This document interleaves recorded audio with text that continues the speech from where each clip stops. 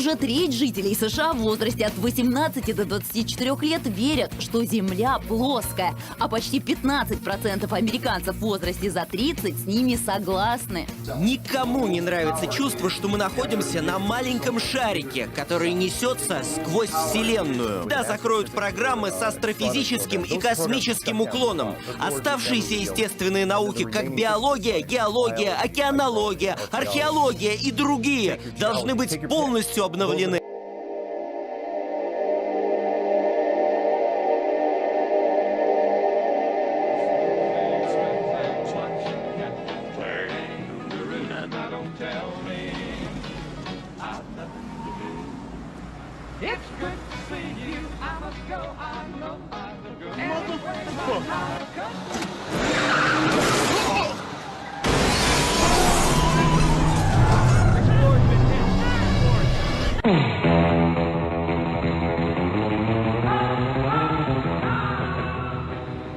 Hold him.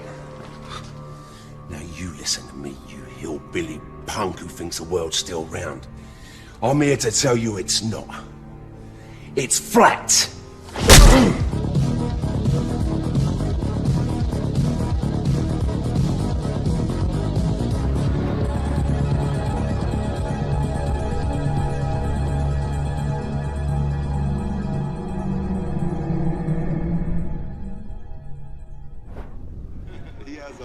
He's an interesting guy, man, and, you know, he believes it, so. Kyrie, the Earth is flat, right? Yeah. Yeah. Yeah. So, whatever. The Earth is flat. That's news. That's news. Here we go.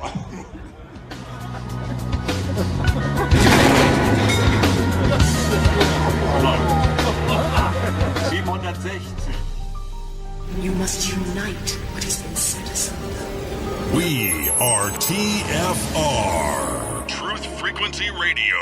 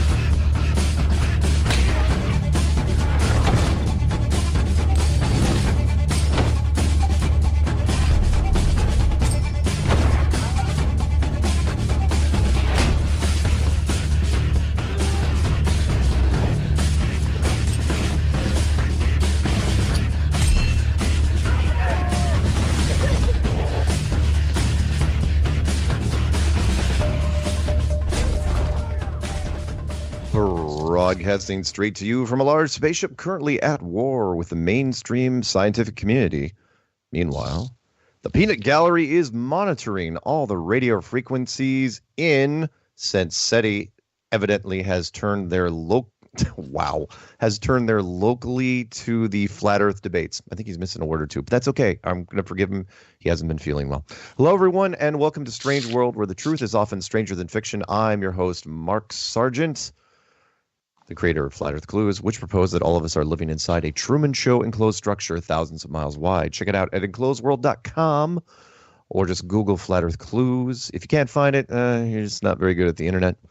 For those of you listening to this on YouTube, you want to hear the show live as it happens, please go to Truth Frequency Radio for the latest schedule. Currently, the show is on Tuesday nights at 7 Pacific, 10 Eastern. And if it is not June 12th, 2018, you are listening to a rerun.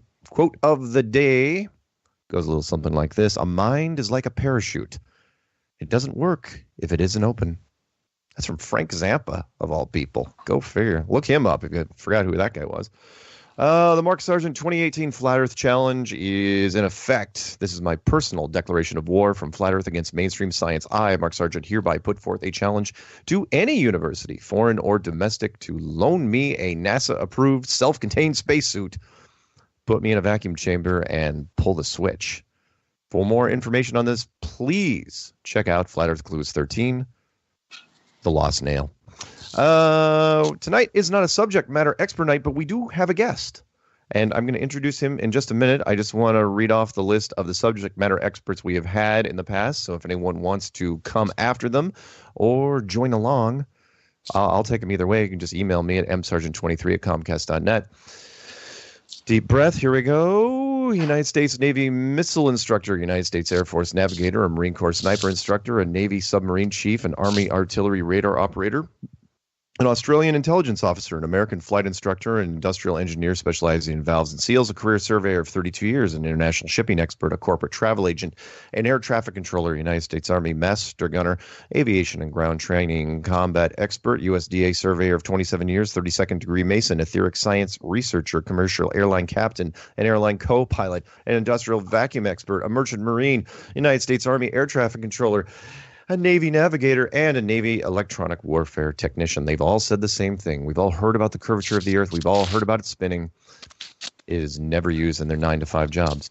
Anyway, that being said, I spent a wonderful weekend, and we're going to talk about now with a great group of Flat Earth people. One of them is on the line making some noise, and his name is Nathan Gonzalez. Nathan, are you with us right this second? Yeah, I am. Sorry about that, Mike. Oh, no worries at all. It is just you and me. So, and this is your first time on this show, and it was our first. I believe. Did you meet me at the Pasadena meetup as well? Yes, we met there. We met at the Pasadena meetup. Perfect. Yeah. And I had well, my let's. family with me. That's right. You're absolutely right. All the kids and everything. That's right. That was you. Yeah. Awesome. And we had a great time at the Pasadena meetup, but this Arcadia meetup down in Los Angeles was crazy. There was 100 people there, and the National Geographic was there. They had a full team. CBS national team was there as well. And Rob Skiba showed up, and Nathan Thompson, and Patricia Steer, and myself, and Aaron, and Lucy, and Josh Uber. It was just a full contingency. That was great. That was on Friday when we did that, and that was a blast. Dan the Waterman arranged to have one of Chris Pontius's domes there. Models. One of his models there. That was fantastic, and you know, it battery powered, lit up. It was beautiful, perfect lighting for it. Totally love that. And then Saturday we got to do some fun stuff, which I may talk about later offline with some people. And then Sunday, of course, the big reason. Well, it wasn't the big reason, but it was one of the reasons. The National Geographic was there. They were there for the meetup, but they were also there for the Skeptics test, which was going to be done at the Salton Sea first thing on Sunday morning. And I honestly, and I think you and I talked about this because we were driving around for a little bit, was that I didn't think that many flat earthers would get up that early. I didn't expect them to either. I mean, you know, we're talking fishing hours here, you know, get up at the crack of existence. And but when I went out there, so what the deal is, I'm going to set this up for you. What the deal was is we went out there really, really early. The test was supposed to go off at 5:30 in the morning, and it didn't. But by the time we were done, we must have had, I don't know, 30 between our side of the lake and the other side of the lake. We must have had 30 flat earthers there, and then there was an 8-man team from National Geographic. There was some local news, and then I think the other team had about, I don't know, what, 5, less than 10, or do you think they had like 10 guys? Well, can you hear me, Mark? Yeah. I think they probably had about 10, like in the blue shirts, maybe. And yeah. That's probably what I call. about another 10, like volunteers at least. Right. Oh yeah. It was tough. It was tough to tell who was who, really. Some of them were wearing. I call them the blue shirts. Not to be confused with the TSA blue shirts. Those guys are completely different from these guys. These guys were in like blue kind of polo shirts that were matching, and the lead guy was Jim Underdown, just like it sounds, and Underdown, who usually specializes in the paranormal. He specializes in debunking ghosts and debunking psychics and stuff like that. So if you're a fortune teller, he's probably got your number. So this was a bit out of his wheelhouse, and I had no doubt that he was trying to jump on this because Flat Earth, you know, not to steal from the movie Zoolander, it's so hot right now that everyone's going to jump on it, and he's like, why not? Right. So the test kind of. Do you mind kind of breaking down what they were trying to do and where their equipment was set up on both sides? You want? Yeah. Okay. Yeah, no problems. So And be loud, by the way. okay, sorry. So I was on the west side of the Salton Sea, and we had the balloons set up. We had two very large, probably like 5-6 foot tall white weather balloons, and then on the east side, that's where you guys were, the observation side. That's where they had all the telescopes and everything. But we got there at like 5 o'clock in the morning, 5:15, and originally I was expecting for them to have everything set up and like ready to go, because from my understanding, we were supposed to get done get started at like 5:30, like as the sun was like coming up or about to come up, so we could beat the heat. But yeah, we actually got there before their team with the balloons and everything. Like it was all deconstructed, so we had to help them unload everything and help them assemble it, and then help them blow up the balloons. And yeah, we were what they say, like 9.6 miles away from the coast, from about each other. 9.6. Yeah. And so the experiment was, the observational side. You guys they were on the shoreline, right? What about like 4 feet off the ground, 6 feet? Yeah, one camera initially was at 2 and one was at 6. Okay. Yeah. So the idea was, obviously, if there's curvature, they did the calculations and everything, and they said that they wouldn't be able to see the balloons until they were 36 feet up off the ground. Right. In the air. And they were so confident about it too. We won't be seeing anything till at least 36 feet. Right. And I'm like, yeah, we'll see. Right. I was very confident, what was going to happen. But and do you want me to tell them about how the test went? Like sure. Yeah, let's. Should we get into it right now? Or? I can set it up for them real quick. Okay. Which is just so you guys know where we were. You can look this up. It's east of Los Angeles. Well, actually, it's east of everything. It's like halfway between San Diego and Los Angeles. It's like equal driving distance from both those places. There's this dead sea out there called the Salton Sea, which used to be kind of a big thing way back in the day, but now it's just this toxic lake with a fish species that is adapted and a pelican species that is adapted to eat them. And the day before, I think it was like at 105, 107, something like that out there. And it was brutal. And even when we were driving to it when we left the hotel at 4 something in the morning, it was 70 something degrees, pushing. Yeah, it was warm. It was warm. It was very warm. And people and I knew full well, and then I'll let you run with this. I knew full well that this particular test was going to be what we've done this test a million times, because warm weather is a killer. We're talking about heat waves. If you're listening to this for the first time, we're talking about what heat waves do to a hot road versus a cold road. If you're on a hot road, a car goes off into the distance, not even a mile, and it's going to dissipate into the heat distortion. No different on the water. It's just, and that I knew exactly what they were going to do. We were going to see heat distortion, and they were going to say, no, that distortion is actually the curvature of the Earth. So anyway, go ahead. Okay, so like I said, they got there late, so already right off the bat, I'm like, okay, we'll see how the rest of this goes. Not a great start. Right. Yeah. So we help them unload. We help them assemble everything. And as I'm assembling everything, I'm just looking at the material that they're using. It just kind of looks janky, really. Yeah. It was a low rent production, no question. It was. They were working off of vapors and spider webs. There's not a lot of money spent here. Yeah.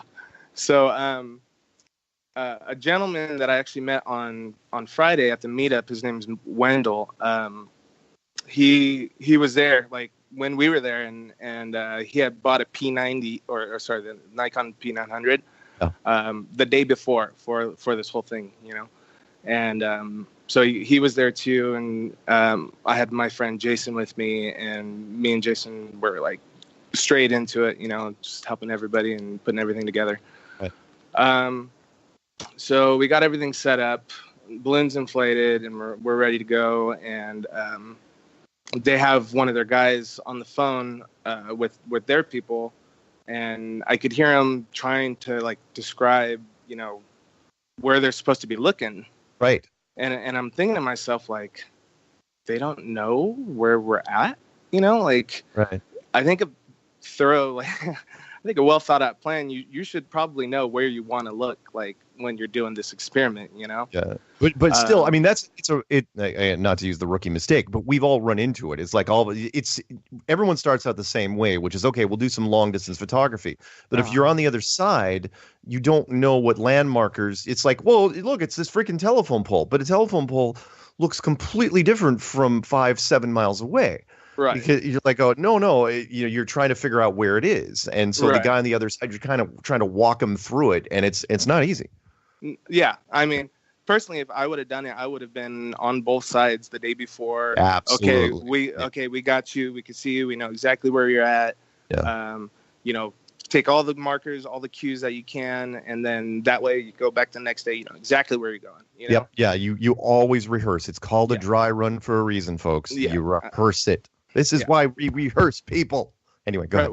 Preparation, victory. Yeah. You know what I'm saying?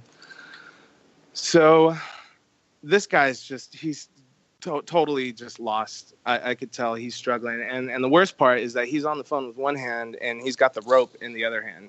Right. The rope for the balloon, like there's two main ropes and he's on one of them and he's just kind of holding it like a kid holding a kite that's like limp in the air, you know what I mean?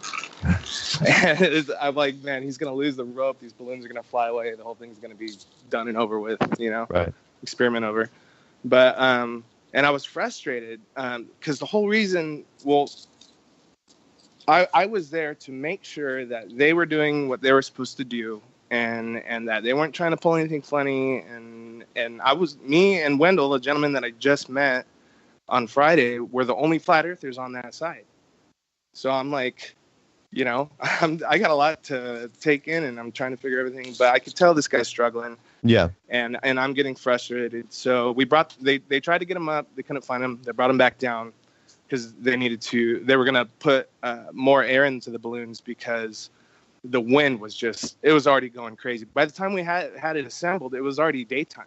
Yeah. The heat was already coming in. Yeah. The sun. Yeah. That was the big thing. If they would have started the test anytime before 5:30, it would have been way more, at least easier to manage. But once that sun hit the water, I mean, we're ramping up fast.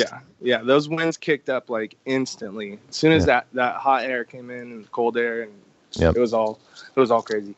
So the balloons were flying around like kites. So they're like, okay, let's put more air into it, and then we'll try it again.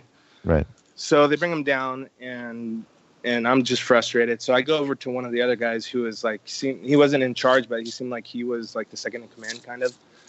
And I told him like, hey man, this guy on the rope on the corner, he's on his cell phone. He's not paying attention to what's going on. He's not listening to instructions. Like I'm going to take over on that side. Yeah. And he can do his thing, and we'll, that way he doesn't have to do two things at one time. Right. And he can focus on trying to get this found because obviously they're struggling. Right. And so we did that, took over, get the balloons back up in the air, and it's the same thing. He's just totally clueless. They're all clueless, trying to find it. Yeah. And so finally, I just had enough. I was like frustrated. I was actually trying to get Lucy and Angel to the dock at the same time while I'm holding the rope, and they were lost. They were trying to find it, and then finally, I was just like, you know what? I need to do something. And so I start talking to Wendell, like, how can we do something? Like, what can we do?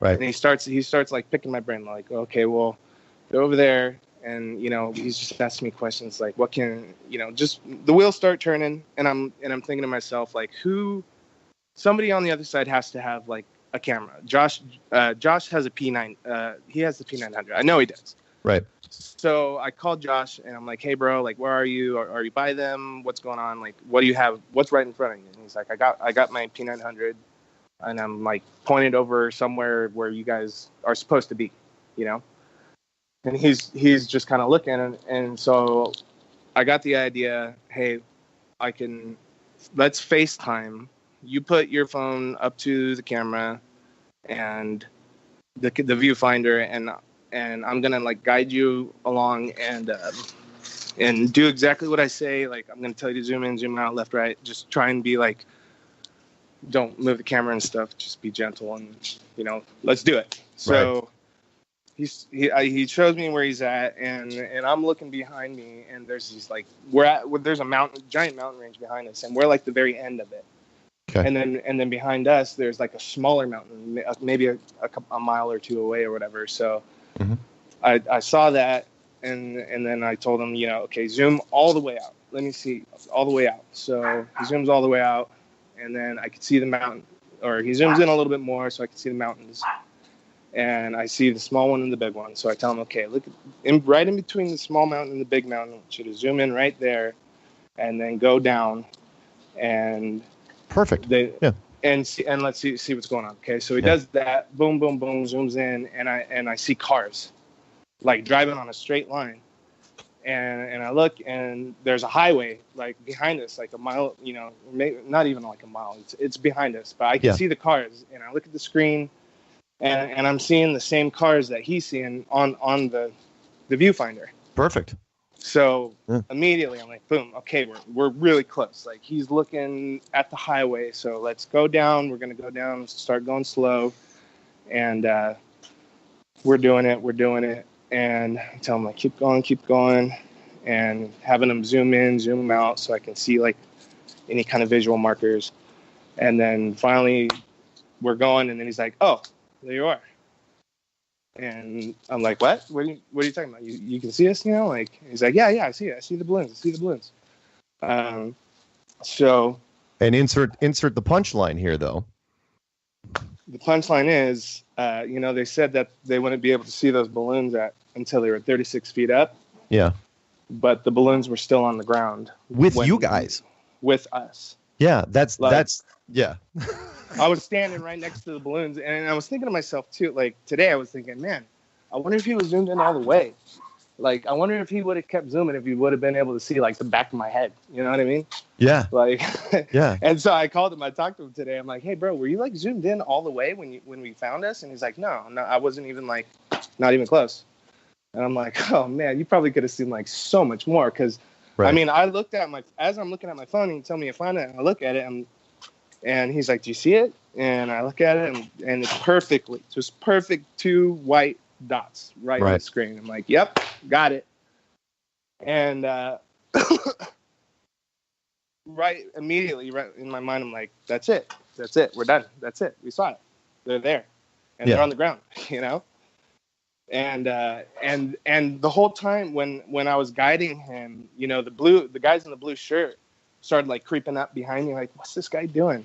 Right. And the guy on the phone, he's like, hold on, this guy, somebody's up to something. Like, oh, okay, this guy's FaceTime. And he's like, maybe we should try that. You know, they're like, he's trying to do it at the same time. Right.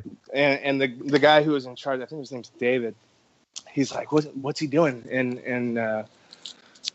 Wendell tells him, oh, well, he's FaceTiming, and he's got a guy with a P900 on the other side, and he's trying to like basically zero it in on the target, you know? Yeah.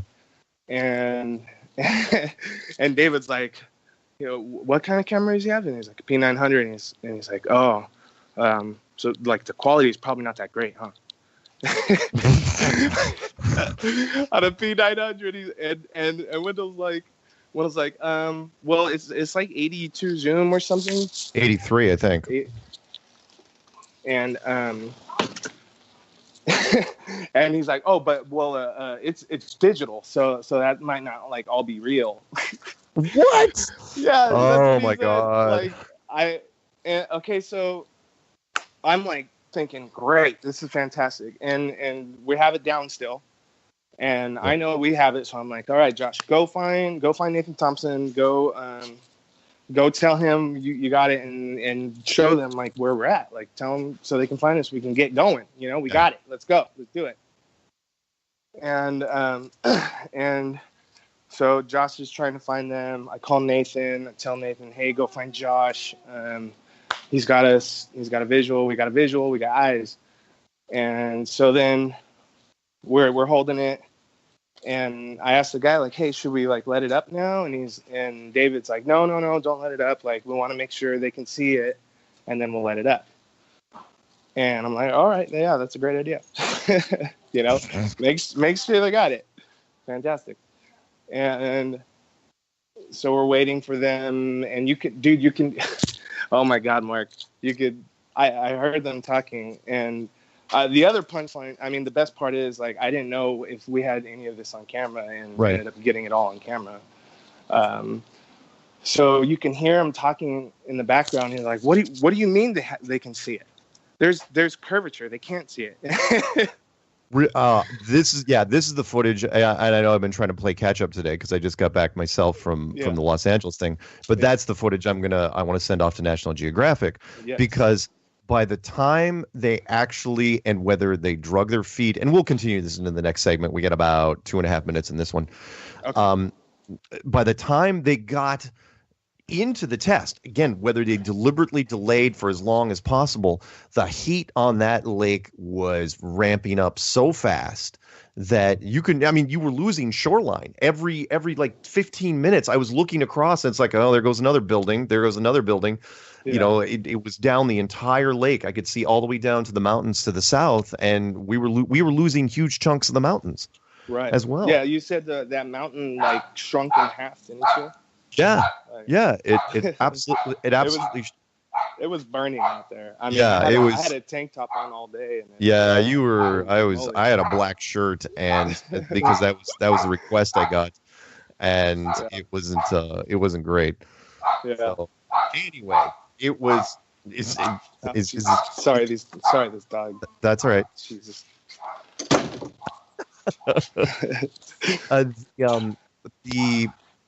So to summarize before we go to the first break. This test wouldn't even have happened without us. We if you guys hadn't even helped them, they wouldn't even found the target. Yeah, I mean, I briefly started watching some like debunking the Salton Sea experiment, whatever. And this guy was like trashing you and Rob because you didn't bring any equipment. Like, where's everybody's equipment? We were told nothing. Yeah, and it was the scientist guy's experiment. Like, they brought the gear, and I'm over here with my freaking iPhone and a P900 on the other side, and I accomplished what these guys the Mr. Scientists were going to prove you guys wrong. Right. And it was like, it was sad. I know. And I love it. It was like, the first thing, of course, the most obvious, and we'll get back into the video stuff in a minute. Well, actually, after the first break. But the thing that kills me is like, look, they're making the mistakes. It's like, you're going live on camera for the first time with National Geographic, and you didn't even rehearse this. I mean, you had no idea. If it wasn't for us out there, you wouldn't have never found your target to begin with. Yeah. And then and you started so freaking late that by the time there was so much distortion, it was amazing you could see anything. I was actually surprised you could see the balloons at that height. Yeah. Anyway, we're going so stick with me, man, and for 3 minutes, and we will come back. Okay. And we will talk. All right. Yeah, more about this, okay. Okay. All right. There's music.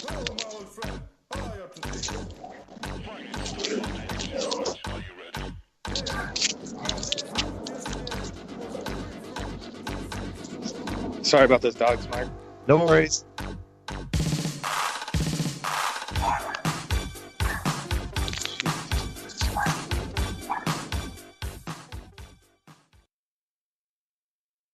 No hate, no hype, no fear. We are TFR. Truth Frequency Radio.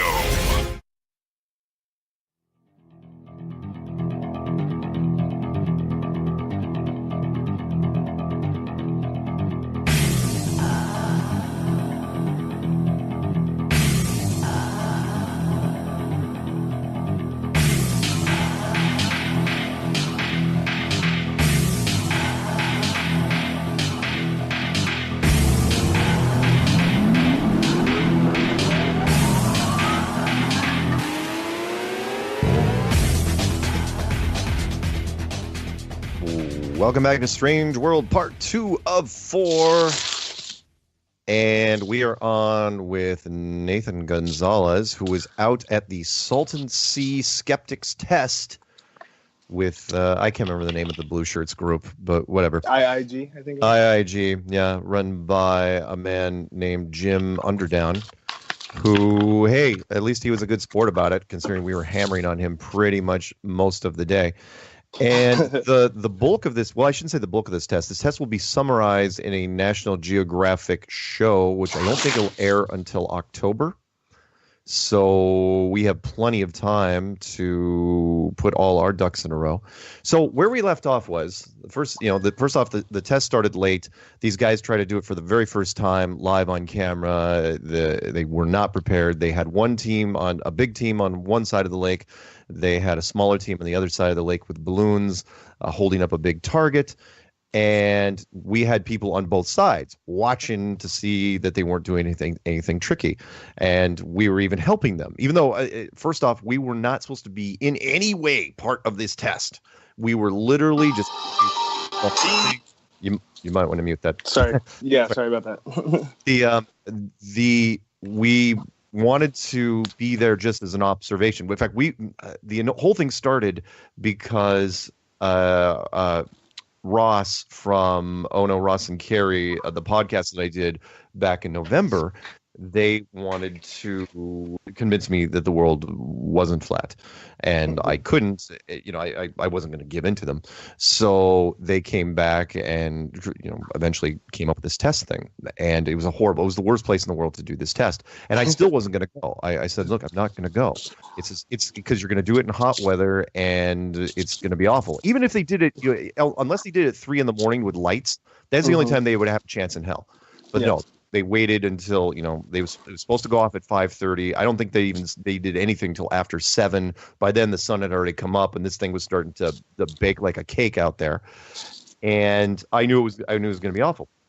And National Geographic got involved and they said, "Hey, we'd like to do a meetup. We'd like to go out and do other things out there." And so they got involved and it's like, okay, and they flew me in, which was great. But anyway, let's get back to your part. So you were on the other side of the lake initially with the balloons, and I was always wondering why you seemed so agitated when you came back over with the big group, because most of us were on this side. I mean, there was 50, 60 people on this side of the lake. You didn't have that many people over there. No. And if anyone missed what he said in the first part, what he's saying is they had the balloons in the ground that they were filling up with helium to lift the target, and they didn't know because they were ignorant, or they didn't expect to see it. But it's like, well, in order to find the people on the ground, you have to find them, right? So they zoomed in and they found them. The balloons were still on the ground, but that can't be possible because if there's a curvature of the earth, you should never see the beach on the other side, ever. And they did, and we caught it. So anyway, so you're over there and they're doing the balloon thing. The wind's picking up because they're starting late and they're not having a good time. So you're helping them the best you can. Yeah. Then what? So I ended up being able to guide. We had my friend on the other side with his P900, and I saw it. You're breaking up a little bit. Just a second. I dropped you. Right. Sorry, I dropped you. That's okay. Yep, and he found us. We did the job that they couldn't do themselves, and I'm going to call Jim underprepared from now on. Yeah. Oh, that's good. I like that. Jim underprep.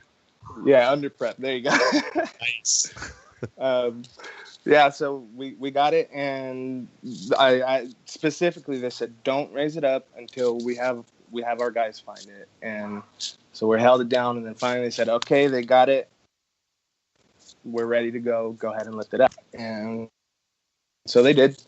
Yeah. And they had eyes on it. And then, so let me set this up. There was the shoreline, and then it was basically the same exact way your shore was. It was about 20, 30 feet, and there was those rocks, and then it went up to the benches, whatever area, which was to the parking lot. 8 feet, maybe. Yeah, if that. If that, maybe 7 feet. Yeah. Yeah, and that was as high as it goes. Exactly. And we're on the same exact thing on the other side. So there was a slight raise in elevation from the observation height. Okay. Right. Full disclosure, we're doing it, you know. And we were slightly elevated as well on the other side. So the balloons were at that same height, but they were on the ground. So they saw him. End of story. They lifted him up. They saw him when we lifted him up, and then we started walking them towards the. And then as we got closer to the shore, they lost. I think they said they lost sight. I'm not sure, but I think they said they lost sight of the balloons. Okay. When we got down there. Okay. And by now it's blazing hot. You know, Yeah. It's super hot. Yeah. Yeah, because you guys it were looking into the sun. The sun was at our backs. Yeah. But it was hitting you guys. Because Yeah, you're on the west side of the lake looking east, and we're on the east side looking west. East. Yeah. Exactly. Yeah. I mean, it was awesome watching the sunrise come out behind those mountains that you guys were at. It was, you know, start a little sliver peek through. Yeah. And then it was like boom, it was there, you know, it just popped out, and I'm like, whoa, lights on. And so it was so hot, like after I think about 10 minutes, like they lost us. So then we're like, okay, well, let's raise them up more. So we're raising them up more. And then I think it wasn't that long after we continued the experiment that one of the balloons just exploded. Really? The balloons started getting that hot that it fast. Was they just so burst? hot that the balloon exploded. Wow. And I'm like, I mean, what time did we get over to the other side, Mark? Do you remember what time we were Not there? even 8 o'clock, was it? Yeah, I don't think it was. I think it was like 7:50 by the time we got over there or something. And you know, that early in the morning, these giant, you know, thick balloons, they're like 5-6 feet in diameter, just exploded. Right. And then they're like, okay, well, let's figure something out. Let's get trash bags or something and then inflate trash bags. And I'm like, are you freaking kidding me? Trash bags? Really? You want to try and put like, you want to try and inflate trash bags? Yeah, you're not going to be able to MacGyver your way out of this one. Yeah. They're like, oh, well, I mean, we can try. And it's like, dude, you didn't bring a backup?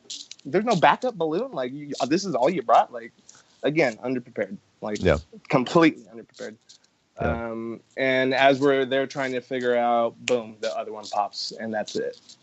Oh, really? Both of them blew, and that was the end. Blew. And they didn't talk. I don't remember. I don't think that was even talked about on film. That it got so hot over there in the first hour that both their balloons blew up. Both of the balloons exploded.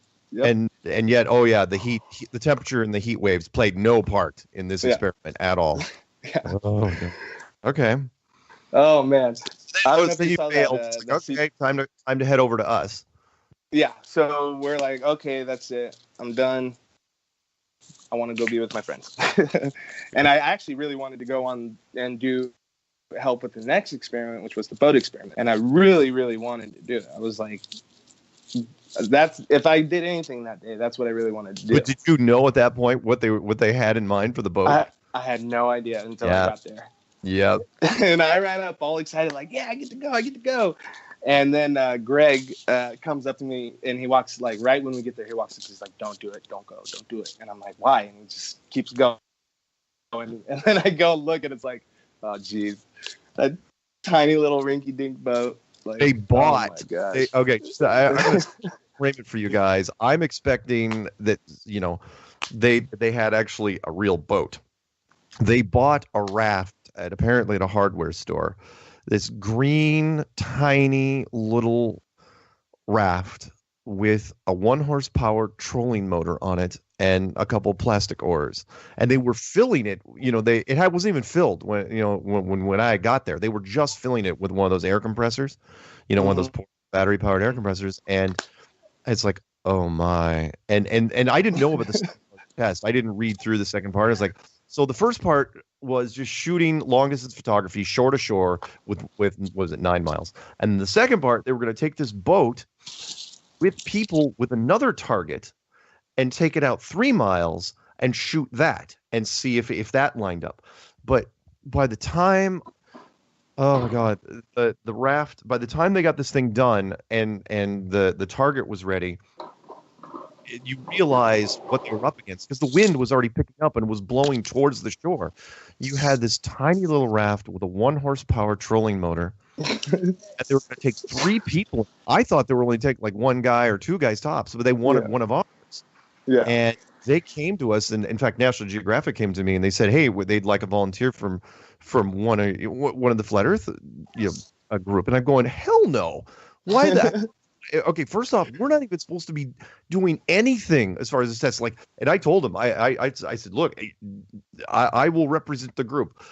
I trust them." They were say, "Well, you need to have someone to verify that we went out 3 miles." It's like, one, how are they going to even know that they're 3 miles? And 2, I don't care, because the first part of the test was such a soup sandwich that the second part is going to fail too.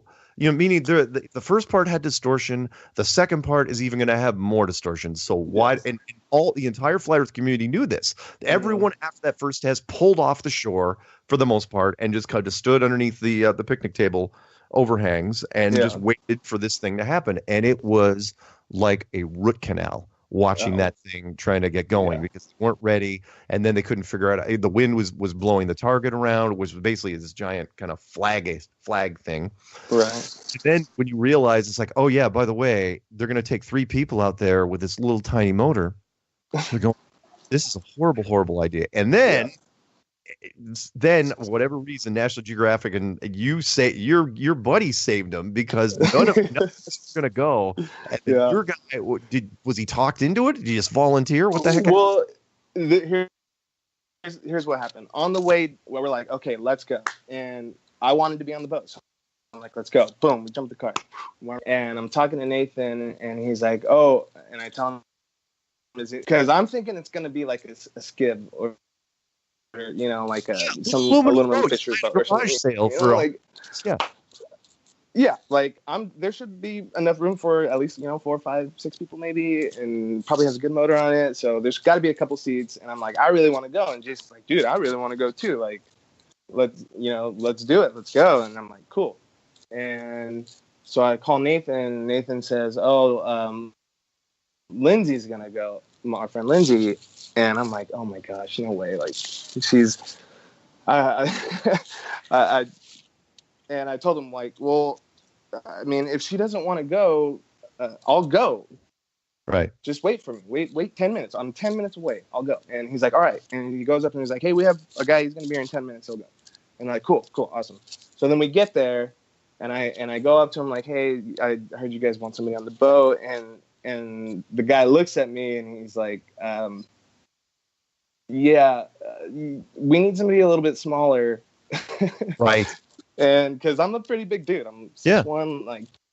Oh yeah, no, you're not. But the point was, you're not a gigantic guy, so it shouldn't be a problem. But this boat is that small. We're talking a rubber raft. It's that small. Yeah. Yeah, this is like Jason's maybe like $120 or something. You know what I mean? He's pretty. I've seen rafts like this in large pools. Right? This is I've seen bigger rafts in smaller pools. This is not a recreational vehicle. This is just a stupid little. This is what you would blow up and you would go out to watch the hydroplane races or something. With beer. Or have it packed up in case there's a flood and you need to travel down the street you go. to get out of there. This last ditch effort. I think Jason said it was literally like an emergency raft that you could put away on if your ship goes down or something. Yeah. And I want to make something perfectly clear. National Geographic had nothing to do with the financing of this test. National Geographic's a class act. They spend a lot of money on things. They have a massive budget. They spent none of it on this. They were only there to film it, whatever the science group was doing. They even didn't really have that much contact with them. And I knew this because the Skeptics group actually wrote me an email just before I was flying out. And they said, hey, is anybody coming to this? And it's like, what? What are you talking about? And so they must have been floored when 30 flat earthers show. Yeah. That early morning. We outnumbered everybody. Yeah, there's definitely more flat earthers than globies for sure. Oh my god, definitely more than that. And So we were dedicated. We went the night before, got hotels. Oh yeah. The whole We night. freaking yeah. It wasn't a question. We represented. Yeah. And so anyway, so your friend gets on the boat. Yeah. And had to go torture. I mean, it was awful watching from the shore because it was taking so long, and nobody could really leave. Oh, they got blown back in too. Remember the motor died? Like they were like 30 feet out, and they got blown back in by the wind. Yeah. It was terrible. So they went out, and I walk up, and I'm all excited. I'm stoked because we saw the freaking balloons on the ground, right? I was just head in the clouds. This is great. Right. And I walk up to the Nat Geo lady, and I'm like, "Hey, how's it going?" She's like, "Good, how's it going?" And I'm like, "Awesome, that was great. We got to see the balloons when they were still on the ground." And she's like, she looks at me like with a scowl, and she's like, "No, that's not what happened. We didn't see them until they were 45 feet up in the air." And I said, "Excuse me?" Well, you got to remember they didn't show her until they were 45 feet in the air. You got to remember she's just the correspondent, not picking on her, but she's the on-air talent. So it's like, okay, now you can look in the camera, and they showed her exactly what they wanted her to see in the camera. She was nowhere near it. She wasn't. Okay. When the balloons were still on the ground, because everyone was Nat Geo was still setting up their shots. They had all sorts of other work to do. So it was very selective. Nat Geo, in fact, had no responsibility to keep an eye on the Skeptics thing, because why would they lie? Why would they not show her the original footage of when they were testing? Yeah. So she was completely unaware, and I'm like, well, if she doesn't know, like, does anybody know? Yeah. So I think I might have gone up to you, like, after that. Yeah. Okay, well, you started to walk up to everybody. I couldn't figure out why you and Sydney were so worked up. Well, I actually didn't even see Sydney until like it was over. Right. She was like off to the right or something. I didn't even realize that was her. But yeah, I was pissed off. Like, what the heck is going on right now? Like, are they seriously trying to say they didn't see it? Like, I know they saw it. I was the one that helped them find it. Like, I saw it. I found it. I helped them find it. Right. And then we got the confirmation. Yeah, we got it. See it. Great. Let's do it. So I went over to you. I was upset. Like, what's going on? And I told you, like, they're saying they didn't see it. And then I went up to everybody else and told them, like, hey, like, did you guys know that we saw the balloons before they took off? And everyone's like, no, what are you talking about? Nobody had any idea. And I'm over here like, yes, we won. And everyone was like totally clueless and upset because I mean, I guess you got into it with Jim, like when they were doing it or something. Yeah. Oh yeah. Well, I mean, for me, you got to remember, the whole reason. Remember, I refused to even go to this test the second I heard about it, because we've all, and I repeated it, and I'm going to repeat it again here. The Flat Earth community has been doing this test literally nonstop for 3 years, and we pretty much wrote the book on it. And one of the first things you learn is you do not shoot during hot weather. You don't do it. You don't shoot in the middle of the day, and you definitely don't shoot it in a salt lake in a desert when it was 100 degrees the day before. Yeah. You don't do it. You shoot in cold weather. You shoot at night. You shoot with lights if you can, lasers if you got them. And Jim, the guy that was leading it up, of course, National Geographic wants drama, so they put he and I across from each other, and I say. And I knew where he was going. He was no way. Remember, he is a professional skeptic. He doesn't believe in anything. Right. So I initially started off, and I said, "Look, you shoot at night. I go, you shoot in cold weather. You shoot at night." And the second I said shoot with lasers, he just lit up. He goes. Any laser that shoots over, where was it? 5 miles or 7 miles. Yeah, he says is illegal and can only be purchased from the military. And I go, and that's where we got it. And it's like, okay, well, and I said, not only that, and I point, and of course, National Geographic, and they can edit this part out. And I am a little wary about what they do, but it's not the team that was with us. It's not their part. They just shoot it. It's up to the editor in New York and the producer that's above to see how they're going to spin it. But the next thing I said was, look, I sent, because we did the pinnacle of all tests. which was out in Hungary with the military grade laser at 40 kilometers. Pretty sure that's what the final distance was. And it was sanctioned by the Guinness Book of World Records. I said, look, I sent a 100-page report to National Geographic before we even came out here, days before, earlier in the week, right? Sent it to the producer. Yeah. And he goes, I don't want to see the report. Report doesn't mean good. I want to see video. And then I said, very calmly, I said, and of course we have video. And he goes, that video is not valid. That video is illegitimate. He goes, you have to come here and do it in front of us. And it's like, okay, I see what's happening here. You're just going to keep backpedaling until I have nowhere else to go. Mm-hmm. And it's like, even if I brought a laser, I guarantee I know what he'd do. I guarantee it. Even if we brought a laser, had FE Core, did do a thing. And by the way, if FE Core is listening, do not ever do anything out that sea, ever. It's a horrible, horrible place, and you never ever go up to worst location ever. It's worst location ever. It is basically a clinic of what not to do when you're doing this test. I mean, it's every mistake you'd ever want to make. They did here. It was awful. Yeah, they're like, oh, by the way, don't let any water in your mouth because you'll die. yeah. Well, there's that. Like toxic conditions, like everything. It was terrible. Yeah, you don't swim in this lake. It's an awful. There's not a lot of water skiers out there. No, not a lot. So if even if you brought a laser, they would have said, oh, you can pop that laser off at 1 foot off the ground. And for obvious reasons, because they'd hope to God that it gets chopped up by the waves. Right. And, it'd be like, why can't we shoot it at 3 feet? Why can't we shoot it at 6 feet? They would have done anything they can to have sabotaged it because they, that's their job. They didn't want to do this. So, yeah, there was a little drama, but that was just it. There were so many of us that even when the cameras stopped, we just kept going. I mean, it was like, if the on-air correspondent was within earshot, we had one of our guys on him. If the producer was around, we were talking to him. And the blue shirts, we were talking to them nonstop. It was like I felt for Jim a little bit under prep because he was, every time anyone saw him alone on the beach, there was one of our guys was walking up to him. Yeah, and saying, "Hey, I want to tell you a few things." Yeah. He was just getting.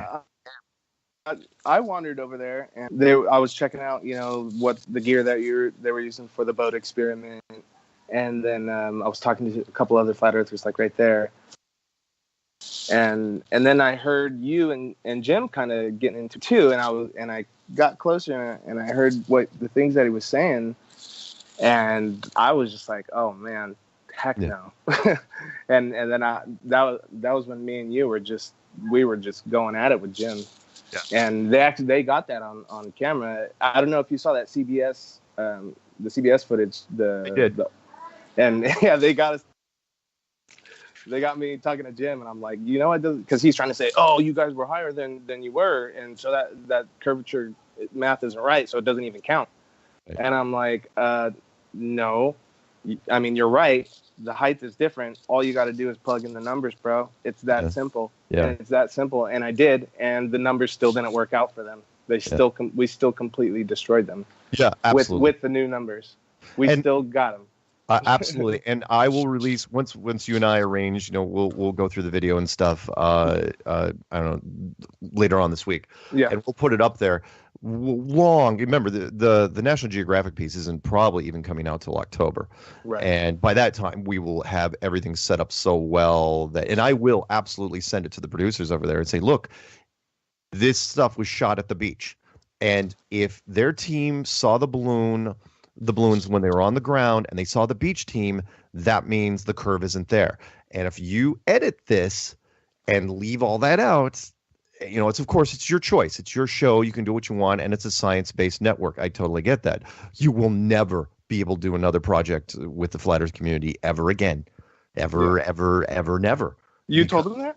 No, that's what I'm going to. Okay. Oh, okay. No, it's true though. You can't. It's like, look, if the Skeptics group left it out and we catch them on it and we send it to you and you don't at least consider that in your program somewhere, if it's that obvious, if you're saying it's that obvious, then I'm sorry, we can't trust you. I mean, I will give people the benefit of the doubt. I will never let somebody burn me twice. Yeah. Never, ever, ever. I mean, they were perfectly nice to me, great, and the field team, I have no complaints with them at all, because I know, they just shoot a whole bunch of footage and they send it off to New York and do whatever.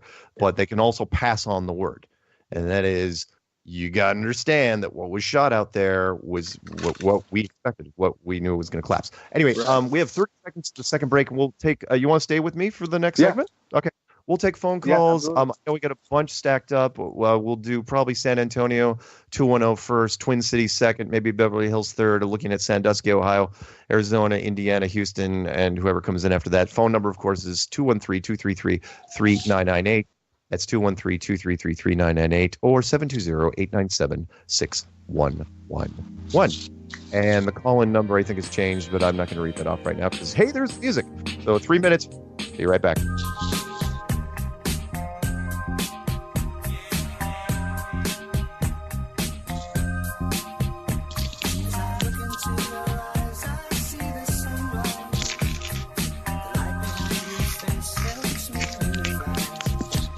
Dude, mute your mic. Hi, my name is Ella. Wherever you are, make it Truth Frequency Radio.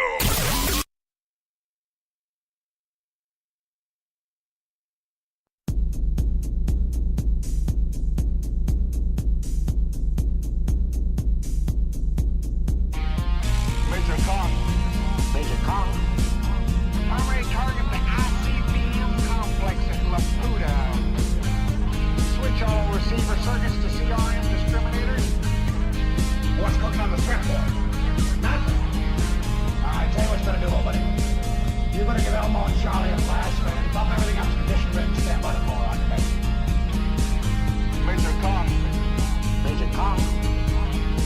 Hey, what about Major Kong? Clear and plain and coming through fine. What about It's great to be fine. What about Major Kong? What's happened? You see the string in my neck scar. What about Major I Kong? never told you. Hey, what about Major Kong? Welcome back to Strange World, part 3 of 4. And that little track, of course, one of my favorites from Chip Baker, who makes original, cool little intros and outros for me. I always like what he does, mixing music sound bites with original tracks. Anyway, we got Nathan Gonzalez with us from the Salton Sea Skeptics test. And we were going over how the whole thing was just a freaking soup sandwich and really terrible. And the physical conditions were awful. I had to stay there till almost noon. And you're saying almost noon? That's terrible. Well, I got there before 5. Yeah. And it was, and by the time it was noon, it was already over 90 degrees. And I think it was 105 by the time I got to lunch.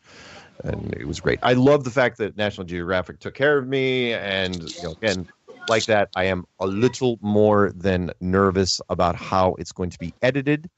But at the same time, maybe we can counteract that, between you and me and all the other footage out there. At least, at the very least, I will send the stuff to them and say, look, it's not what you think. Your correspondent saw the balloons when it was 45 feet up, but only because she was told to look when it was 45 feet up, and the heat on the water was extreme. And both balloons, I love your point that both balloons exploded from the heat. Yeah. So it's like that test should have never been done. Lesson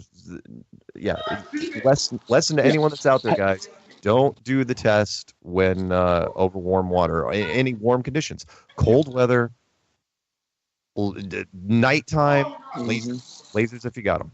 Yeah. Had any flat earther put together that experiment, it never would have ended up there. No flat earther would have ever picked that location. That's just it. I would have, again, why I refused the test at the beginning and was resistant all the way up until the end. It's like, why would we don't do tests there anymore. I try to tell people, I was like, we don't do tests over warm water like that anymore. We just don't do it. Yeah, you can shoot ships, but that's over ocean. And by the way, we probably shouldn't let that out. I will take the first phone call here in 1 second, which is we shouldn't leave that out. This was, for the test, the Skeptics Society was based in Los Angeles.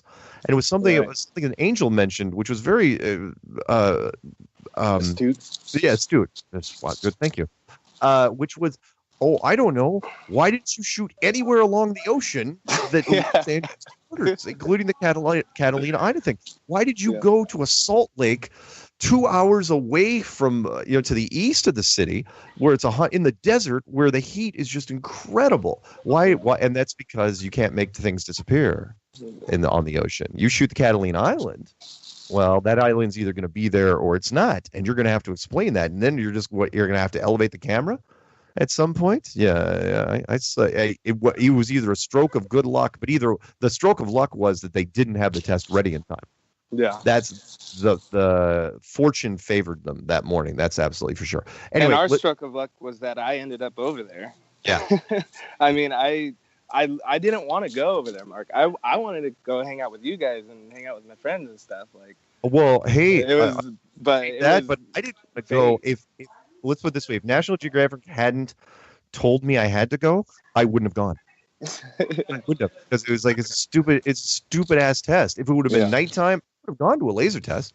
I would have been happy. I would have been thrilled. It'd be like, okay, fired up. I know exactly what's going to happen there. We've done this so many times. We could have. I predicted every single thing here. Not because I'm some sort of prophet, but because we've done it. I've watched so many P900 water shot videos. I don't know how many hundreds of hours of videos I've watched. Right. It's like, yeah. I know what's going to happen here, and this is rookie. This is Dave Small. All right, let's grab Mark, real quick. We should tell him about the girl that we met at lunch. Oh yeah. Let's mention that real quick. Okay, so you guys have probably mentioned different stories about how I run into people that are into flat completely unsolicited, like one of the security guys at the Atlanta airport, or a bartender at a restaurant at a debate that I was at, and people say, "No, those are fake stories." Like, no, they're not fake stories. Or the contractor that was working on a deck here on Whidbey Island of all things, who saw me, and it's like, "Dude, I've been following your work for 3 years." Really? It's like, wow, it's incredible. And we go to just this random vegan restaurant. Why all the flat earthers are doing vegan? I get it. That's fine. It tastes good. All that. Not exactly what I would do every day, but that's fine. And we go to this random vegan restaurant in Palm Springs, and by the time we show up there, we're talk about your dedicated people. Even after all the hell we went through, there were still 15 people at this thing. Yeah. And we get there, and the cashier, she's looking at me. In fact, who was the one that finally spotted her? That she's looking at. I don't know. Maybe it was Nathan. I'm not sure. Looking at us. Somebody went to pick up their food, and I think she asked them, like, "Hey, are you guys flat earthers?" Yeah, you guys flat earthers, right? And I look over and I point. I go, wait. I go, you're flat. And I hold up my hand sideways, the symbol. Yeah. And she pulls up her hand sideways. It's like, right on. Dude, you got a boyfriend too. We're really into it. Wow. That's really awesome. Was hilarious. I guess she saw like everybody's shirts and stuff. And they were like, do you recognize this guy over here? And I guess they were fairly new flat earthers. Yeah. Yes. And she had no idea who anybody was. Like, you, Rob. They're like, oh man. I told her, like, you're gonna trip out when you look Mark or Rob up on that. Yeah, people was sitting with us. He was a couple people down from me. Yeah, and it was amazing because again, Flat Earth is huge. It's monstrous, but most of the members are closet people that they just don't know who to talk to. But I mean, so that's what my fourth random person I've run to in as many cities. Yeah, just random people just run into them, and it's like, okay, do the math, do the odds. They're everywhere. So, yeah, great. All right, let's grab a phone call or two and see what's going on. We got like 20 minutes of the break, and we can pump through them. This one's going to be 210 area code. I'm sorry you've been holding so long. Where are you calling from, and what do you got? Hey, I'm from San Antonio. My second time calling in, or third. Cool. Yeah, just was like interested in your whole flat Earth theories, and you were curious as to the explanation of the double slit experiment. Yeah. And in its relation to, us all projecting and condensing, the the world or the recurring wavelength, as you could put it.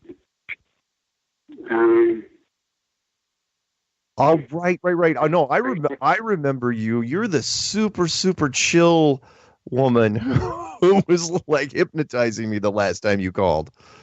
No, I'm a super chill, hypnotizing dude. Dude? Uh-oh. I'm a sorry. guy. No, it's okay. Sorry, I'm reading the caller ID. Yeah, I'm a dude, man. Oh, okay. But, nonetheless, very chill. Okay. I like to think.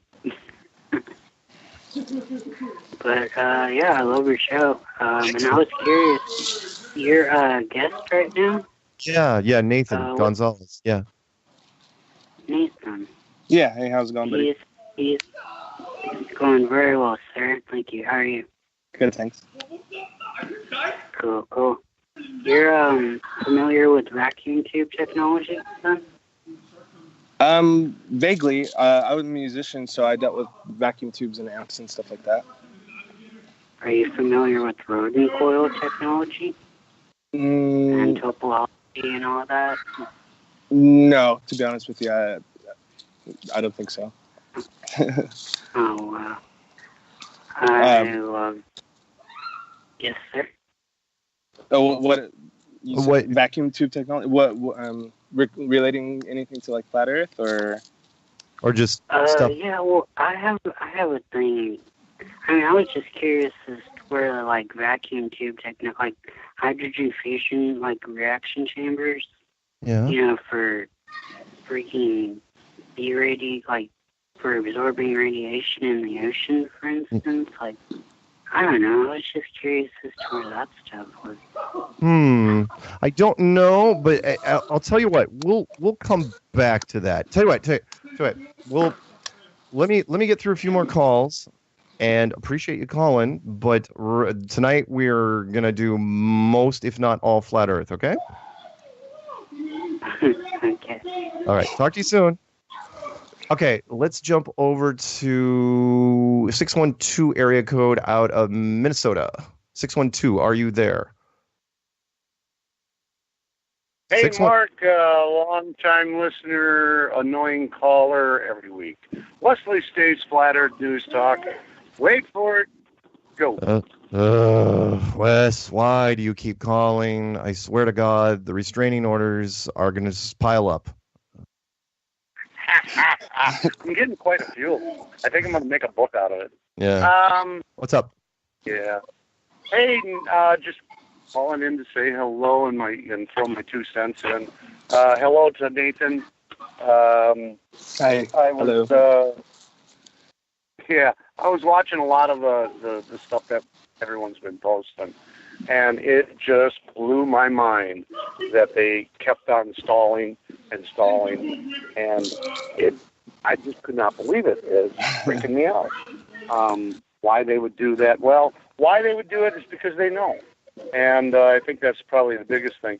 But if you recall, Mark, when you were on my show last, we had our PhD on, Rodrigo, and he said, I'm going to throw out your line. Right now it's like 3:30 in the morning. He is listening. He was going to call in, but I thought I'd throw it up here for him. He threw an idea out, and he said, my idea is the oven test is so much simpler. Go to anywhere in Kansas or Florida, get 2 points some 40 miles from another with the same altitude each with a telescope or a P900 and point them at each other. If you can see each other, problem solved. Can be done in Salt Lake Flats or Utah. Sure. Well, preferably if it's cold, if it's during a cold season in Utah, though. Yeah. Yeah, no doubt. Yeah, I think the weather, I mean, I just don't get, I mean, I'm sure they probably know, and that's why they did it, because they know that barometric pressure and all that stuff has a huge it has a massive effect on it. Absolutely. Any photographer will tell you, if you're on a road and it's hot, your visibility is extremely limited because, you're just going to see massive heat distortion on that road. You take that same road, you chill it down to 40 degrees, and you can see a lot farther. And you just apply that same principle to water. That's what we're talking about.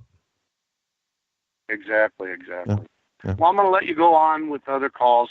I just had to throw in my 2 cents. Thanks, man. Awesome. Thanks. And very soon, I may be able to start meeting you guys up at these long-distance meetups, because I just put my 2 weeks' notice in. I am out of this place. I'm going back to remodeling. I've already contracted. I contracted a few jobs, so I'm going back to remodeling. Cool. Right on. I have a quote before you go. All right, go ahead. It goes a little something like this: be yourself. Everyone else is already taken. That's from Oscar Wilde. Hey, now that goes perfectly with what I just said. I know, right? I am going to be myself. I am a contractor, and I do remodeling, and that's what I do. I love to do it, and I do it well. So. All right, man. Hey, you keep being you, and we'll talk soon, okay? All right. Take care. Bye. All right. Bye-bye. All right, we'll go right down the line. Let's go to 419, area code 419. You're on live with Strange World and Nathan Gonzalez, of all people. So what's up? Hey, what's going on, Mark? It's Marty. Hey, it's a little bit quieter today. A little bit, yeah. Oh my gosh, that's right. I'm sorry, I forgot. You might be working. Do you have your welding hat on right now? Oh no, I'm not welding right now. I'm at work. Though. I'm doing something different. Okay. Yeah, I checked out the experiment, and I really want to see what you guys were talking about with what Nathan was talking about when they could see the balloon and stuff. And you guys put those videos out. Right. I mean, the short version is this: is that you shouldn't, from 9 miles, you should not be able to see the shoreline at all. And the whole point of them having the balloons was they were going to raise it up because they thought, well, we won't be able to see them on the shoreline because of the curvature of the earth. And then they realized when they were trying to set up the experiment that they could. Yeah. No, I know what you mean. I just kind of. It kind of worked out too. The first debacle with the balloons not being inflated all the way. Because it was like while they were kind of readjusting that I kind of like took things over and started doing the whole FaceTime thing. And it's kind of perfect do timing. you have a channel yourself, Nathan? I do. I don't have very much on there, and it's kind of different stuff. But yeah, it's bipolar, BIPOLAR, Flat Earth on YouTube. And Nathan Gonzalez. I have a couple videos. Okay. I have a couple videos, and they're kind of different. I mean, but I'm gonna be me and Mark are gonna try and get this video as quickly as possible, and I'm gonna be posting it on my YouTube, and then we'll be able to get it out to everybody. As soon as we I just want to do a shout out. Go ahead. I'm going to do a shout out to all my Diablo 2 players, man. We got a ladder reset. I'm hoping Mark gets down with us. Oh, man. It'd be tempting, but unfortunately, I don't think I could ever recreate the character that I had years ago, my 99 Paladin. Don't think I could do it. It can happen. I don't know. Character. When the reset, I'm going to make a Flat Earth one and try to make it to 99. Nice. That's really, really cool. All right, man. Do you want me to put you on mute? All right, well, you take care. Do you want me to put you on mute, or do you want me to kill you? Yes, sir. I'm mute. Thank you. Okay. Talk to you soon. All right. Take care. Yep. Okay, let's jump right over to 520.